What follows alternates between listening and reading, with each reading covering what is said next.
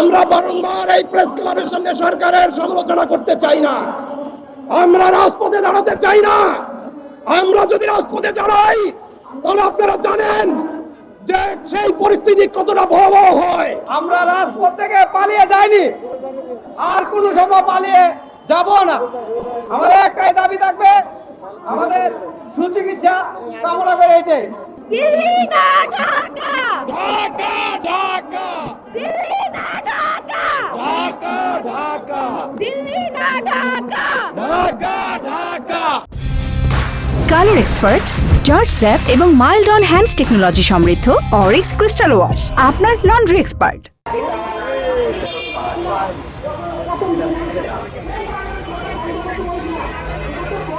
সাধারণ জনগণ সকলেই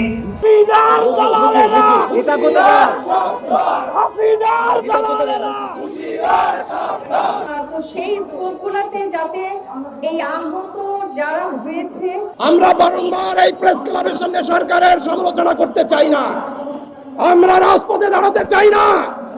আমরা যদি রাজপথে দাঁড়াই তাহলে আপনারা জানেন যে সেই পরিস্থিতি কতটা ভয়াবহ হয়। আমরা যোদ্ধারা যখন রাজপথে ছিলাম, সেই যোদ্ধারা আজকে এই সম্মুখ সারিতে। আপনারা যোদ্ধাদের সম্মান দিবেন, শহীদ পরিবারদের সম্মান দিবেন, আপনারাও সম্মানে থাকবেন। দ্রুত আমাদেরকে নিয়ে আমাদের মতামতকে প্রাধান্য দিয়ে আমাদের জন্য কাজ করবেন, এই আশাবাদ ব্যক্ত করি।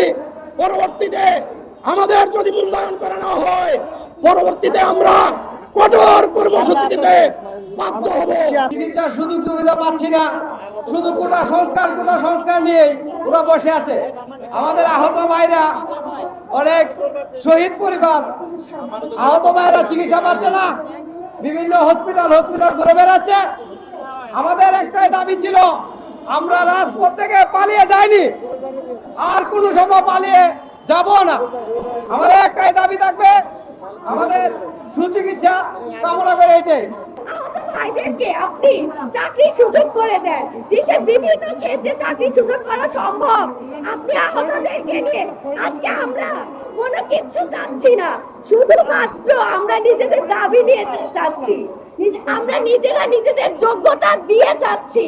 দিল্লি না ঢাকা, ঢাকা ঢাকা দিল্লি না ঢাকা, ঢাকা ঢাকা দিল্লি না ঢাকা, ঢাকা